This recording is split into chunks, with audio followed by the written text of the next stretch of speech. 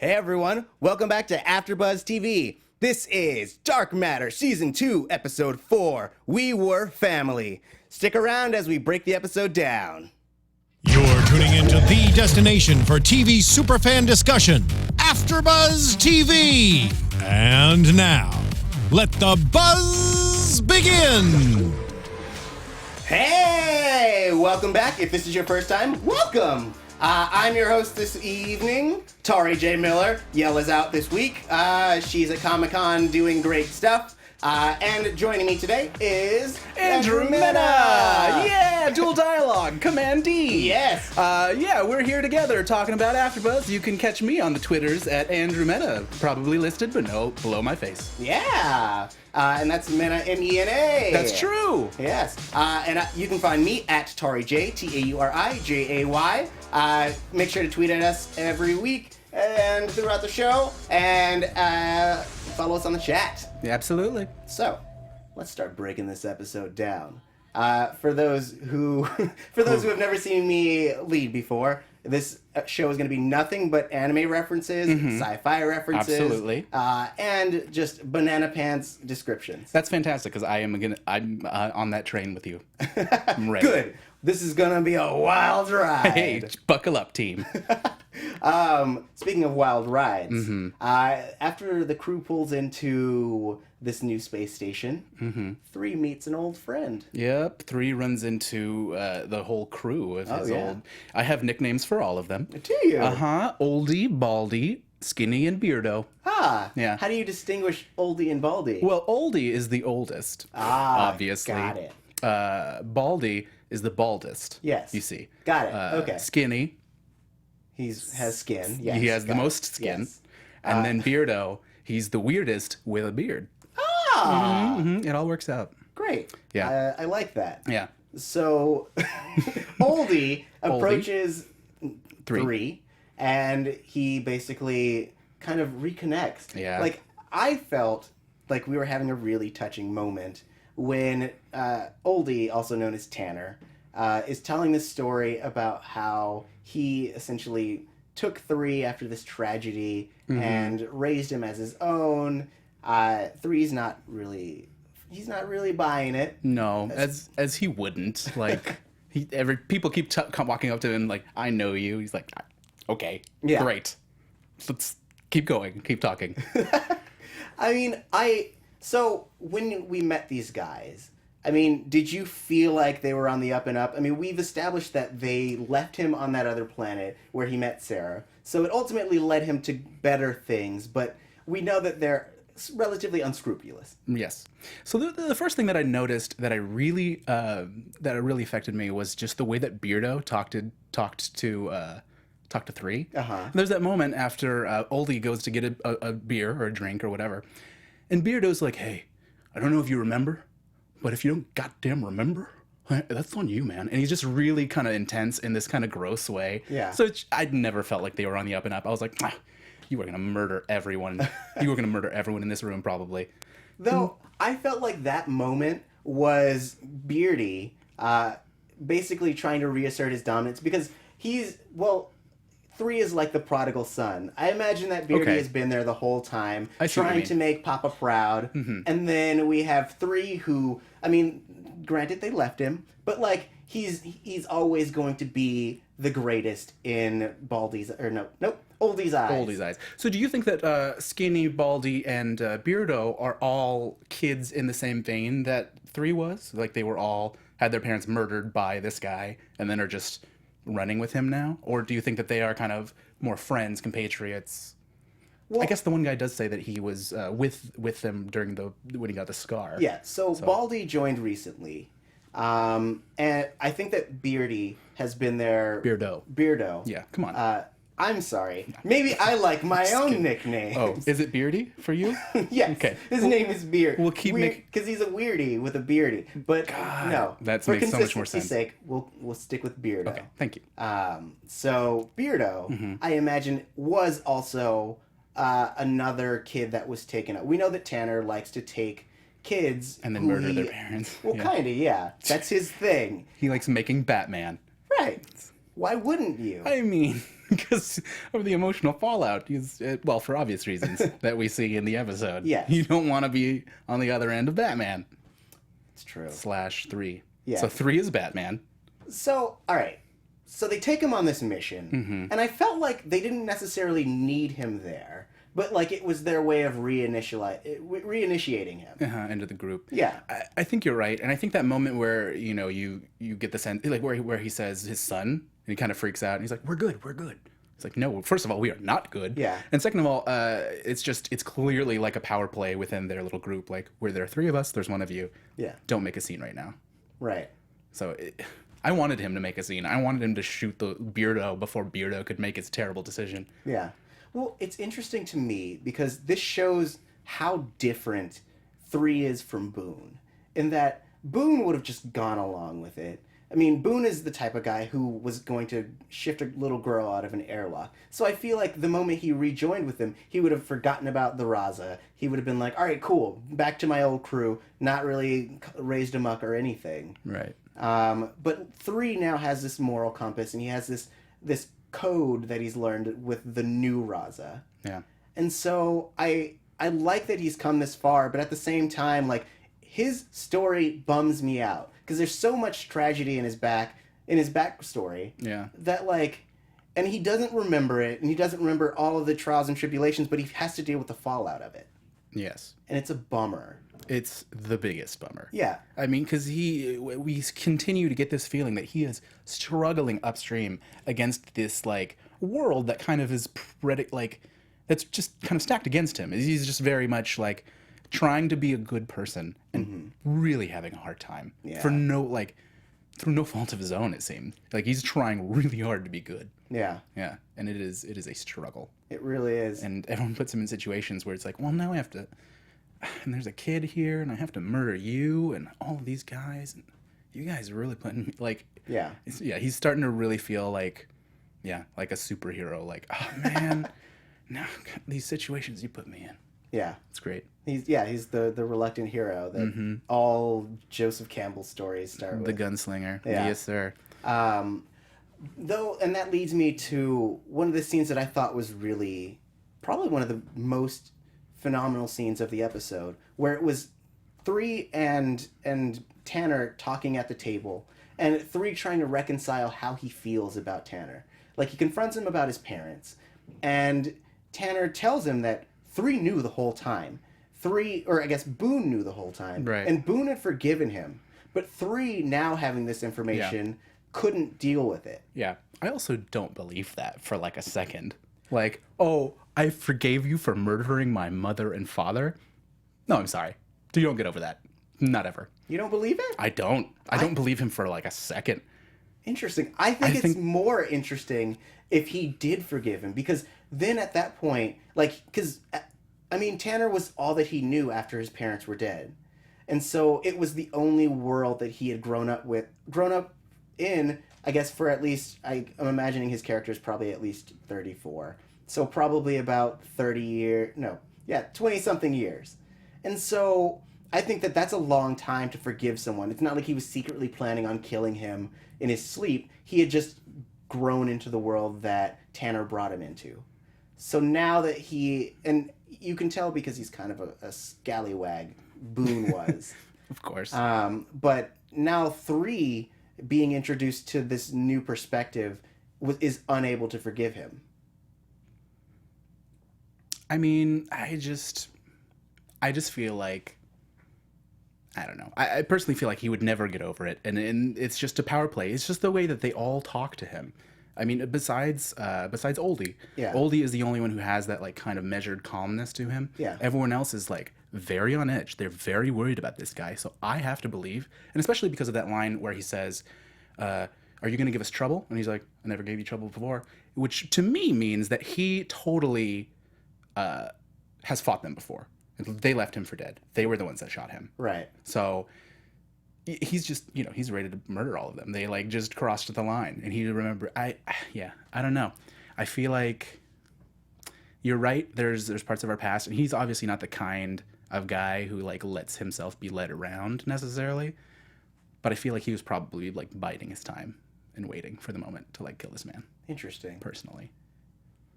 I mean, I could see that perspective, but like I want to believe that in his own way, Tanner was trying to be a better man, because I'd like to have that kind of faith in that character. Sure. That he wasn't just like this like evil mustache twirly guy who like was like a crime boss. I'd like to imagine that. I don't think he was an evil crime boss. I think he was an alcoholic, like he says he was. I think he was a dumb jerk alcoholic who murdered people and then just made excuses for it. You know what I mean? Like, that's exactly what he... Oh, yeah. Oh, my guy's killed the pilot. Oh, well, it's probably better for his son anyway. You know, growing up out is a favor to him. He's like, no, it is not. You took away a parent. That is not a favor to anyone. Yeah. You have to have a funeral now? That kid is... Oh, man. Like, it is... You put a lot of terrible things into motion, oldie. And I don't appreciate it. Yeah. I hadn't thought about it from the perspective of, like, him just making excuses. And so I like that a lot. Yeah. That's what I saw. I saw a man, like just making excuses, like an alcoholic who was like, yeah, there's a rough tumble, but you know what, I did my best and I tried as hard as I could. You know, just life is hard, okay? Life is hard. And you're just like, no, life is not as hard as when you are stealing people's sons. Right. Like, that is what makes it hard. You are making it hard. He's just Peter Panning them, you know? No, you can't. I don't think you're not Peter Panning when you're murdering the parents. You're Batmaning, and that is, I don't think so. Yes, it is Stockholm syndrome. Yes, thank you, Ivan. I'm sorry. I should say that Ivan's been telling me it's Stockholm syndrome that we're talking about, where it's our old friend Ivan Soto. Our old friend Ivan Soto. All right. And sorry, I apologize for not recognizing that earlier. I got deep into Tauri's eyes. I get lost in there. They're dreamy. But yes, I agree, Ivan. Also, great work by Lemke in this episode. Yes. There's a moment at the very end that I wrote down in my notes that "Me Too, kid." Oh my God, it killed me. I was so verklempt. I was like sincerely verklempt. It was beautiful. There's a couple of things I'd like to touch upon, like just a really quick question, like Titch. Yeah. What kind of name is that? Is that short for something? Is it like Titchtifer? It's because he's the titular character. Oh! So wait, his name is Dark Matter? Yes, his name is Dark Matter. Got it. Marcus Boone for short. Right. And then 3 for shorter. Makes sense. Yeah, Sure, yeah. yeah. See, that follows. Yeah. So maybe if you want to ever let us know, I think Titchtifer is my favorite. Titchtifer? All right. Throwing it out there. Maybe Titchikel. Yeah. Titchikel. All right. Titchaniel. Okay. Okay, all right. Fine. I think, calm down. Oh, okay. All right. We haven't really talked much about Devon this episode. Yes. We'll get to Devon. Okay. Yeah. But Malozzi, if you're out there, let us know about that Titch thing. He is. Titch is a nickname, he says. He just let us know. Oh. He's on it. Joseph Malozzi, you're the best. Nice. Yeah, he's on it. Like Wallace and Gromit. I'm sorry, that just rhymes. Go right on. Why don't we talk about Devon right now? So I keep finding myself shipping him with everyone. No, I know that you don't like him, and Yell doesn't like him. We have a bad feeling. It's because you guys are non-trusting. I like Devon. He's a well-meaning boy with an issue. Okay, here's my thing about Devon. When he has that really strange... First of all, I don't like that he is like flirting so hard with everyone. But like, how could you not, though? Okay, I get that they're all very attractive, but you gotta like... I don't know. Devon, come on now. Just come on. There's this moment where... the crazy moment, I think let's talk about. The crazy moment where he like has that long moment of consideration before injecting himself in the neck. Right. Are we talking about that? Yes.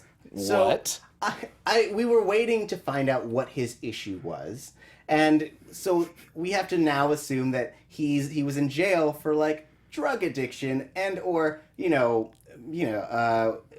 doing surgery while on morphine or whatever the relaxer was. Oh, is that okay? So maybe I missed that. So he's just reverting to drug thingy ways. That's what I interpreted it as. What did you see it as? Oh, I thought we're in a world where 2 is basically Wolverine. Like he could be anything. We just met a group of sentient androids who are basically people. Right. he could be a werewolf. You know what I mean? Like, I don't know what kind of creature he is. So I'm really curious. I think Devon is something sinister. I think it has to be. I know werewolf is obviously ridiculous in this context because we're in a sci-fi world and it's not werewolves necessarily, but I feel like it has to be werewolfian in nature. I know that's not a word. But you're saying it's something he has like he has no control over, something that he loses. You know what I mean? There's that moment where he shakes during surgery. And yeah, sure, it's easy to be like, yeah, he's just like having drug withdrawals and that's very serious and real. But like, what if he's a god dang werewolf? I mean, it sounds like you're like laying Dr. Jekyll and Mr. Hyde onto his story. Like, I mean, like we just don't know anything about him other than he's like done surgery. He has a clear education. This is the part of why I think that's something sinister. Okay. He's smart. Yeah. He's very smart. And he's trying to use everyone. That's why he's flirting with everyone. Gavin says he's just an addict, but I don't know, Gavin. How do you know? I mean, I think that your distrust of him is causing you to not be able to see him as a character. Like, because based on kind of going down the track that you are, here's what we know. We know that he was a doctor. Okay. We know that he had such good behavior in jail that he was able to become part of the medical team. Mm-hmm. We know that he has a very interesting last name that Yell had said that it might be spoiler, something to that effect. And we know that, like, he just seems like an overall good guy to me. That's not a fact. That's my opinion. And so I think that it makes his character more interesting if he is a drug addict as opposed to being like a guy who has like a sinister side to him, because like we have and that's not, and see, that's why I say werewolfian, because it's not his sinister side. He's not some Jekyll and Hyde character. I think it's like he has a disease. We're talking about, like, we saw the spaceship full of people in season 1 that had the the communicable disease, right? Yeah. The Reaver disease, the zombie disease, right? Right. And we found out that 2 was immune because of her healing and because she's Wolverine. Yes. Now, why isn't that so that disease exists? So that a disease that turns people into monsters exists in this world. So what I'm implying is maybe he has that disease. Maybe he has, because he's a smart doctor, he has figured out a way to keep it at bay. Just throwing that out there. Yeah. Maybe he is gonna, like, maybe he's on the verge constantly of being a zombie. Calling it right now. Perhaps. I mean, it's all conjecture. Yes, it is. I'm basing my thing on like what we've seen so far. I mean, your thing sounds prediction-y. I'm just saying. It does. It does. I mean, and I think that would be a fine turn. What's up? Oh, I was just gonna say, sorry, I'm getting a little lost in this, but there's Gavin's talking about Devon as just being an addict, and Joseph Mallozzi is saying that she's crushing on Devon, I'm assuming. He seems oblivious. And then Michael Tunn says he misses 1. I have to agree. I miss 1 too. I miss 1. Yeah. And he's going to be a big thing, I think, next episode. So I have a few predictions about it. Okay. Yeah, I mean, it seems like, especially from that after the show clip, like we're going to get a lot of 1. Right. Or a lot of Jace. Right. Jace Corso. So Devon manages to make the surgery happen. So the drugs don't affect him as much. I mean, we'll have to see what comes about of his addiction or his werewolfism. Yes. Joseph Mallozzi says, Devon zombie theory. No, it's fun. So I hope, I hope I've entertained you. If I'm close, great. If I'm not, all right, I tried. Thanks, Joseph. That would be great. Like, one day he just comes in, he's like, whoa, brains. I mean, how are you guys doing today? It's like, you're a Harry Potter nerd. It's like a Lupin situation, like where you have someone that you revere who you like, who's supposed to be good, who has all of the criteria for being a good person, but has this fatal disease, affliction. Right. Yeah. Anyway, it's just a theory. So, yeah. Yeah. But beyond that, I'd ship him with 2. I ship him with 5. No. I ship him with Nyx. Everyone should just hang out with Devon all the time. Let's talk about Nyx, though. Yes. I mean, can we talk about? We Nyx? can talk about Nyx. Nyx is amazing. Yeah. Hashtag amazing. Nyx forever. Nyx. Sorry, Nyx. If you're watching, and you're probably not, but if you are, I love you. Just throwing it out there. Like, I love you so much. I also like that hashtag of Nyx Forever because Nyx and 4 had a really good moment. She comes up as he's training, and she basically bests him in both sword and staff because she has, for my Naruto people, she basically has a Sharingan in that she can see the movements before they happen. Yep, it's fine. The internet knows what I'm talking about. Spidey senses? Sharingan! Spidey senses, it sounds like? Basically, yeah. Okay. So she can see or intuit their movements before they happen, and then she can basically guess the best move to counter it. Joseph Malozzi says he's going to pass along the message to Nyx. So thank you, Joseph. Aww. I love you too. I hope you know that. I don't know if I had to say that, but I love you too. That's cute. So sorry, getting back to talking about Nyx and the fight. Yes. It's amazing. So we have this other scene. We've seen that Nyx is able to completely evade people on the ship. No problem. She just turns into a ninja. And now we're seeing that she is just incredibly physically capable. She starts besting him immediately. Yes. And then there's a further scene with 2 where she basically charms the woman at the whatever it's called, the fast the travel service transit, travel yes. place. Yes, exactly. So she just turns into this crazy, like, OP super person. I was like, Nyx tricks, man. Nyx tricks. Yeah. Hashtag Nyx tricks. We're learning a lot about her. I feel like we're gonna get some really big reveal about who she is and what she's there for. Yeah. She's the only one of those 3 that I trust. Yeah? Yeah, absolutely. Interesting. And I don't know if I trust her that much, but I like her. I like her too much not to trust her. Yeah, I think you're having the same issue with Devon that I'm having, or you're having the same issue with Nyx that I'm having with Devon. Okay. In that, like, I think that she is up. I don't think she's up to no good. I just don't think that she's the most trustworthy. In that, like, she's shown, like, she's the most likely to betray them in a way that's meaningful. Eric's is upfront about his basically being out for himself. By Eric's, you mean Kevin Costner. I mean, it's pretty much Kevin Costner.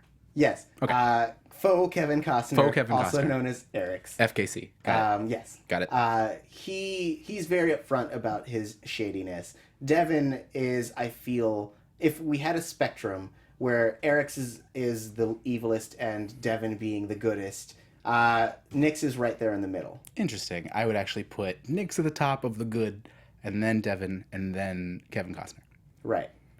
The actual person. Right, Kevin Costner, and then Eric's. Right, of course. Below Kevin Costner. Yes, of course. Right. So I would actually just like to really quickly say Ivan Soto conjectures that maybe Nyx is an advanced version of what 2 is, which I kind of like, and I kind of am also feeling like this idea of they have, we get a little more idea of the androids in the world, and we're probably going to talk about that in a second, but I just wanted to point that out. Yeah.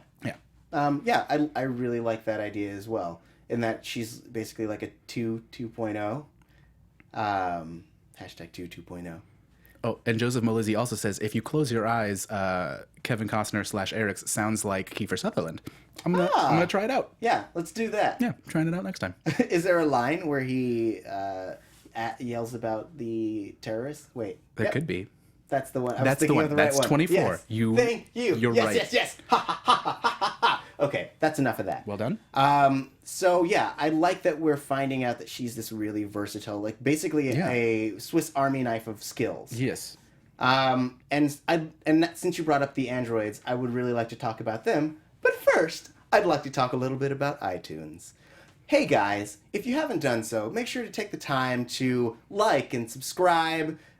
Leave your comments below on our iTunes. Make sure to, if you're watching on YouTube, make sure to also comment and hit that thumbs up, because it really shows us that you like what we're doing, and it shows us that, you know, you're out there, and it's our way of interacting with you beyond the chat and beyond the comments and things of that sort. And it helps our producers know that you love this show. It helps us get guests and things of that sort. So if you take it takes less than a minute. You can do it for 30 seconds. You go on iTunes, find us, hit that hit those stars. 5 stars if you love what we're doing. 4 stars if you don't. The other buttons do not work. do not work. Do not work. So make sure you do that. It really helps us. And if you leave a comment, we will read it here and give you a shout out. Between last week and this week, it doesn't seem that we've received any. So you guys aren't doing your homework. I mean... shame. Ding. Shame. Ding. Shame. No, we would love to hear from you guys. So make sure you're showing your support by leaving us comments and reviews and thumbs uppies. Yes. And you can tweet at us too, and we'll totally talk back. Indeed. Indubitably. Yes. Fantastic. So, Androids. let's talk a little bit about some androids. Oh, man.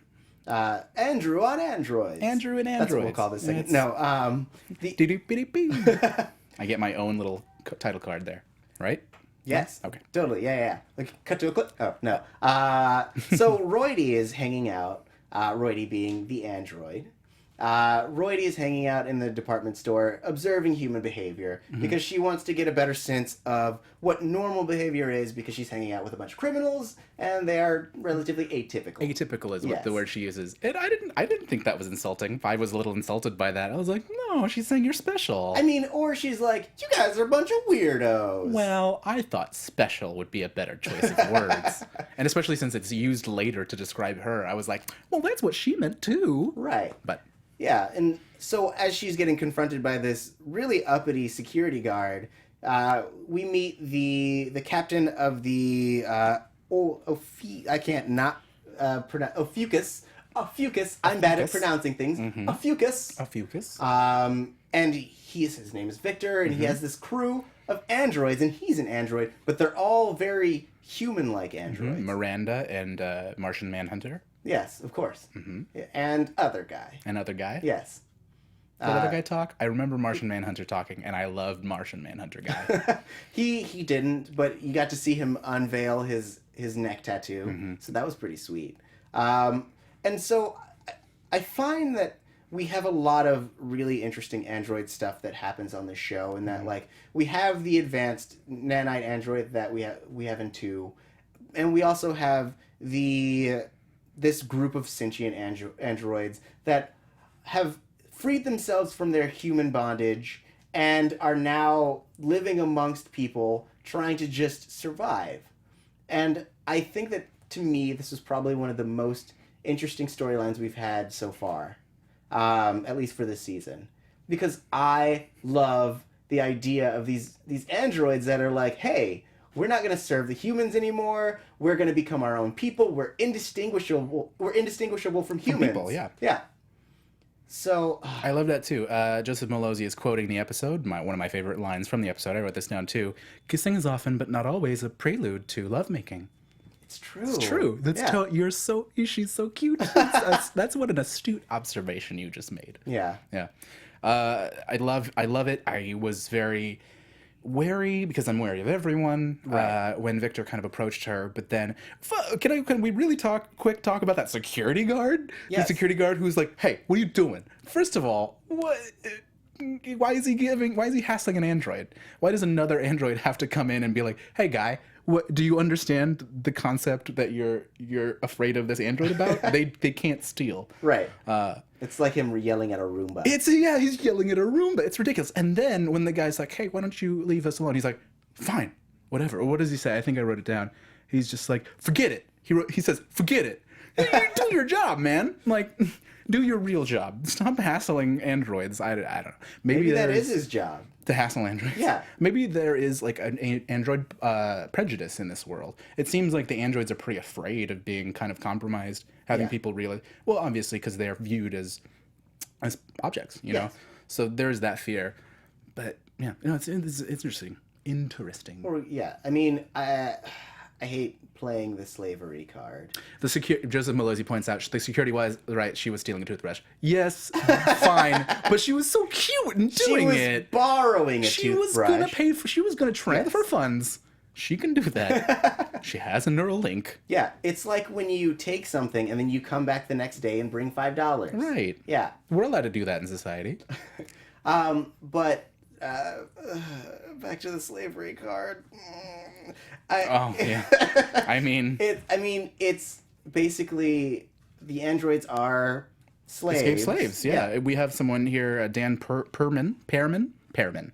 Escaped slaves. He just says escaped slaves, which I agree. Yeah. Yeah, and so like essentially, they're kind of like a underground railroad of people being like, you don't have to be a slave to the humans. We're just trying to live amongst them. We're just trying to be people. Be equal to them. Yeah. But like in this world, androids are seen as objects, as you said, and so the moment they start exhibiting human behavior, they're just rebooted. Absolutely. It's like if your laptop decided that it was going to start doing other. It's why people hate Clippy, and that Clippy is always like, hey, do you want help with that? I'm a thing. And it's like, no, I'm just trying to do my task. So it would be the equivalent of all androids becoming Clippy. Yeah, I get that. I kind of miss Clippy, to be honest. You would. He was helpful. Was anyway, he, though? To me. But yeah, no, I totally get that. I think that's a very interesting concept. And I think the moment I wrote down when she tries on the dress, they go shopping. Yeah. And the moment I just wrote down, Android fashion show makeover, but then I was cut off because when I looked back up, I was like, damn. Yeah. Wow, Android. Hashtag wow, Android. Well, he like pretty womaned her. Yeah, but also, yeah, no, yeah, you're 100% right. He pretty womaned her. He pretty womaned her so good. Yeah. But that dress was beautiful on her, and I loved her such a subtle smile like that. Oh my gosh, like yeah, this is pretty cool. Yeah. Like. It's great. It's very interesting. Share that kiss. Yeah, that kiss was so cute. Can I kiss? Okay. Like before he even can really finish the sentence, she's like, "Yes, yes." Hashtag duh. Yeah. Which I thought was so cute. I also thought this was a really interesting thought to me. Is she goes, "Goodbye, Victor," and she says goodbye to him, and he goes. And says nothing. He says nothing. It's so awkward. It's like she doesn't have a name yet, which I thought was really interesting. Is he waiting for her in the android world? Do you let the android designate their own name? Are you supposed to be like, you should be named Claire, or what? How is she gonna get a name? Is she ever gonna get a name? Or are we gonna always call her Roidy? Her name is Roidy, okay? But that's not her name. Will always be Roidy. And what if she wanted a different name though? Well, I think that once they free themselves, they give themselves a name. I mean, okay.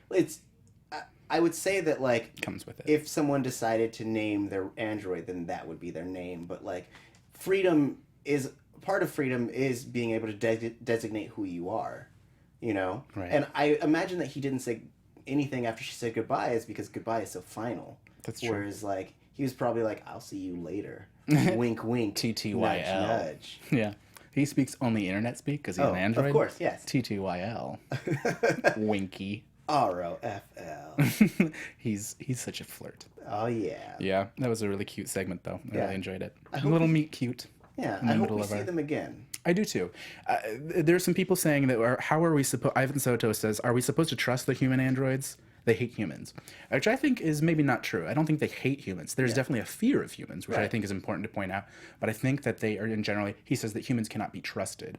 And he says, I hope that's, and when she says, mine are pretty cool, he's like, I hope that's true. I hope that's true for your sake. Yeah. But in my experience, it's not true. So I feel like he's not mean about it. He's not like, no, honey, no, humans are garbage. He's like, I hope so, but logically, no, you're wrong. Sorry. Yeah. So it's really sad and really nice, I think, at the same time. Is this the beautiful moment, I thought, between, of logic. Like, logic is that life is hard. Yeah. Yeah. Seems to be the theme the of this running episode. theme of this Life is hard. Life is hard. It really is. Speaking of life is hard, I wanted to talk about a prediction I had really quickly. Can you wait till for this episode that we like? Yeah, go ahead. I mean, it's not something for the future. It's something that we found out did not happen. Okay. Yeah, I was just gonna say I was really hoping because we get that moment in the beginning of 3's memory and of the closet about to open. It cuts to title. And we know that it's the guy, but in my heart of hearts, I want it to be his mom covered in blood and like, honey, we gotta go. Like, this is not where this ends. This is later. Later I die. But right now, I murdered a dude for you, son. And I would do it again. I want to believe, maybe that's a wrong way to go with that character, but I want to believe that mom is also Wolverine. Oh, so, yeah. I mean, I guess in that Everyone is vein, Wolverine. I actually thought that the guy outside the closet was going to end up being Boone. Interesting. So when that scene happened, having it turn and be like, he was actually a real bad guy, and like, so that rocket was a memento that was like the first step in him changing who he was. Yeah. But that's not what that was. But I do like the visual of what you described. Yeah. Just the mom covered in blood. Yeah. Honey, we gotta go. We'll talk about it later, but not now. Like, I want Mama Boone to be as brutal as Boone. Oldie says that he taught Boone everything, his survival and stuff like that, but I don't think that's true. I think he's making excuses. You know what I mean? I think that was just a tactic to be like, don't shoot me. I taught you everything you know. Yeah. Be grateful to me. I think that his mom and his dad probably taught him a lot. And I think we're probably, hopefully, going to learn a little bit more, especially because of the memories and delving into those more. But, yeah. Yeah. End of prediction. That was proven wrong, unfortunately. Alternate storyline. Andrew's going to write some fan fiction tonight. Well, your time machine... Wait, Joseph Malesi says, damn, that would have been a great test. Where's my time machine? Joseph, it's a card. We found out. Oh, yeah. Yeah. Which I was just about to start. So I'm sorry. Eric, Joseph got you. No. You too. Joseph, thank you for helping me with my segue. You are great. He's on it. So we get Eric's kind of hanging out, trying to weasel his way into everyone's hearts. Such a sneaky little Kevin Costner. Such a snake. And he manages to sneak into Five's room and grab this card. Yeah. And before that, he has this conversation with Effie, name not yet determined. And he's trying to get deeper into the op. Like, basically, all we know up until this point that his mission was to get Five. And so as he gets more information, he realizes that Five is not the target. The card is. And it's the card which was the reason why all of Five's friends died. It's the reason why she ended up on the Raza. In the first place? Yeah. So it seems to be very important. And he almost gets it, but she outsmarts him. Mm-hmm. Which it was one of my favorite moments of this episode. Oh my god. I wrote down in my notes, I was like, pickpocket hug, ? Pickpocket hug? Come on, please? Like, so happy. Oh yeah. So happy that that's what happened. Like, yeah, because she keeps demonstrating she is learning to be wary of everything. Mm-hmm. And she is just, she's ice cold. She is not about to, like, take your garbage. Yeah. It's great. It's like Devon was saying, like, in a year, she could be running the Raza, because she's just growing so much as a character. Like, even just that scene with her and Boone, where she's kind of negotiating interests and stuff like that. As cute as it was, like, it was cutthroat, you know? Yeah. No, you're absolutely right. Yeah. So, I liked that we get this moment where he thinks he's triumphed, and he meets up with Effie, and he has nothing. And so now everyone's in on the fold. The Raza knows that the card is important. Mm-hmm. And we meet, what is his name? Commander Neiman Marcus? Yes. Yeah. Commander Neiman Marcus offering great deals across the galaxy. Yeah. Mm-hmm. So nice of him. And he says that it's the key to victory. There's key a to victory war is what coming. he calls it. Mm-hmm. So, I mean, and I'm just, we're right about to get to predictions, but like, we know that it is basically the key to something that will help access dimensional pockets of space-time. Interdimensional space-time. Yes. Yeah. So it's a TARDIS key. But probably not the Doctor's TARDIS key, but a TARDIS key. But a TARDIS key. Yes. Sure. Does the TARDIS have keys? It does, yes. Okay. They're trying to find Gallifrey. It's in a pocket of space. Of course. Yes, of course. But seriously though, like, so it sounds like either a time travel device or a device that will either allow something to go faster than the speed of light or something to that effect. Yeah. I wanted to point out, Joseph Malesi says, Eric's is not a terrible guy. He was sincere in his pep talk with Five, that talk about Six and the surgery, where she's stealing the key. Uh-huh. I think that is also interesting and important, because I think because we talked about evilness, oh, where do they fall on the evil scale? I don't think almost anyone in this world is evil. Even Oldie, who is a bad guy, is not evil. He's a blundering alcoholic who only knows violence, you know what I mean? And that's what brings him there. So the idea, I don't trust Kevin Costner. I don't like him, but the actor Kevin Costner. No, but Eric's I don't trust and I don't like. But that moment, Mr. Malozzi was well written, because I feel like it was a really great moment of being like, oh man, he does recognize this is a little girl who is sad about her friend. Yeah. Like, and there's something very real, and like anyway, especially being a bad guy, or like not a bad guy, but having a checkered past is what I'm getting at. It's so important that he recognizes pain in others and tries. So I think it's important. I'm not writing him off. I still trust him, but I'm not writing him off. Well, yeah. I mean, he's just a guy who is in over his head. He's very opportunistic, but he's never like hurt anyone just for the sake of hurting them. I mean, if anything, he's saved the crew more times than not. True. I think he wants the easiest road. He wants the path of least resistance. Yeah. And I think that in many ways is helpful, but I think that is ultimately going to be really hurtful, because I think when the chips are down, he wants. Yeah, Mr. Malozzi's like, possibly. So we'll see what happens with that guy. Yeah. And before we jump to news and gossip, I just want to say 6 is back! Hooray! 6 is back! Yay! I wrote 6 and then drew a heart, and it's like, 6, forgive yourself. You have that moment. No, we love you. We missed you, dude. He's so sad. Such good shape for being in a coma or frozen. Like, the abs are all popping and everything. Yeah, like, it maintains his man. abs. Oh, is that... Man, I need to get some cryostasis things, because dang. Yeah. They keep you good. So I'm excited to see him join the fold again. Yeah. And so before we jump to predictions, we have a little bit of news and gossip. AFTERBUZZ TV News. Our friend Yael Teagle, the regular lead host of this show, was at Comic-Con this weekend, and she had a chance to sit down with 3 and 4. We're going to play a clip for you really quickly, so here it goes. Makers put that in. Yeah. You can't make money on that bet. No. Whatever. I don't need to make money. I need to get 2 men in bed with me, and I've done it. She's already done it. Yeah. I gotta say, this is among the most fun interviews that we have at San Diego Comic-Con. That's so sweet. Thank you. I've never done an interview on a bed, and I gotta say, this is quite the experience. Aww. Yeah. Just wait till we turn the cameras off. It's gonna get so much better. And off. All right. So you can see the full interview on Yale TV. You can also, she's tweeted it out. We'll tweet it after the show.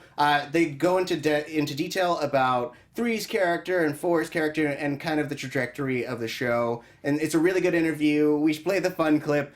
Just so you can really sink into all of the meat that is the interview. So make sure to check it out. We'll make sure to get it to you via Twitter. So make sure to follow us and follow Yell as well. And now it's time for next week. Yell gives the details. Dun dun dun. Yeah.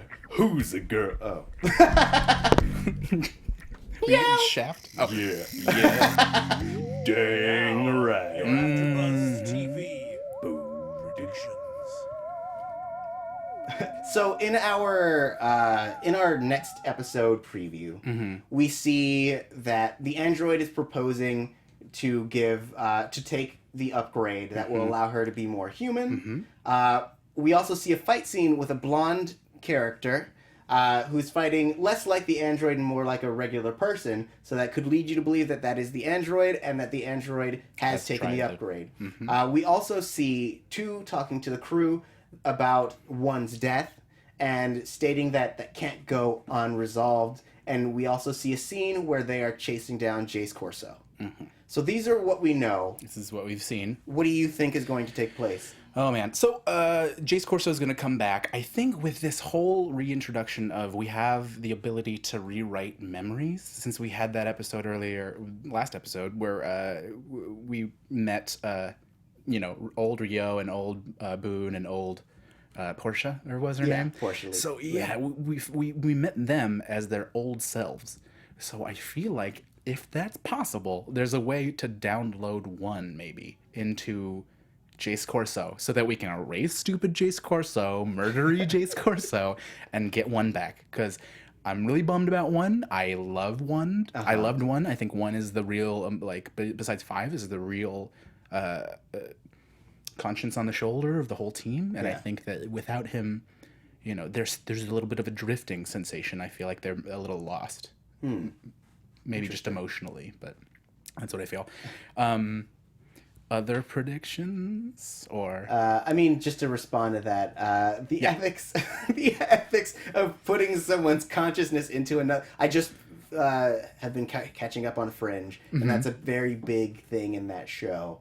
The ethics of putting someone's consciousness in someone else's body. So I would be really interested in seeing the ramifications of that, seeing him phasing between the two consciousnesses. So I think that would be interesting. I do like the idea of the android taking this upgrade, just to kind of segue into my own prediction. Absolutely. I like the idea of the android taking this upgrade and being, because we know her as a very innocent character, very sweet. but having her human side be a very darker, violent person, I think would be a really interesting turn for that character. Yeah, I agree. Yeah. It would be lots of shades of her kind of dealing with the moral gray area of actions in basically this crew's line of work, among other things.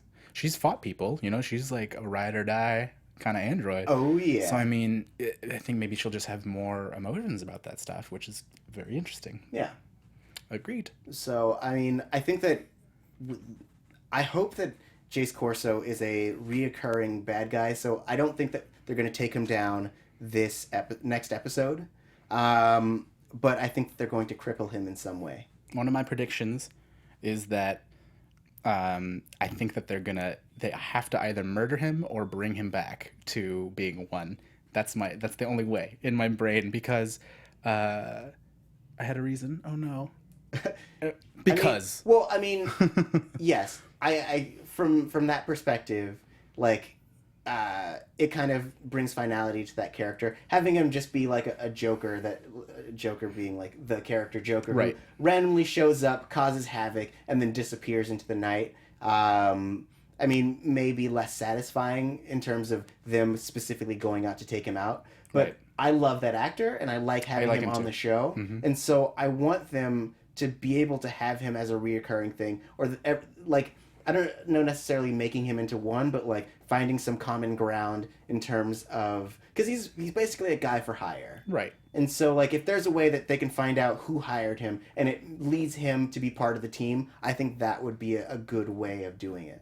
I mean, I see what you mean in terms of like it being a little drifty, in that the first season was them going on missions and him going, hey guys, we can be better than this. And now it's a bunch of people who want to be better than who they are, but don't really have a way to guide them to that light.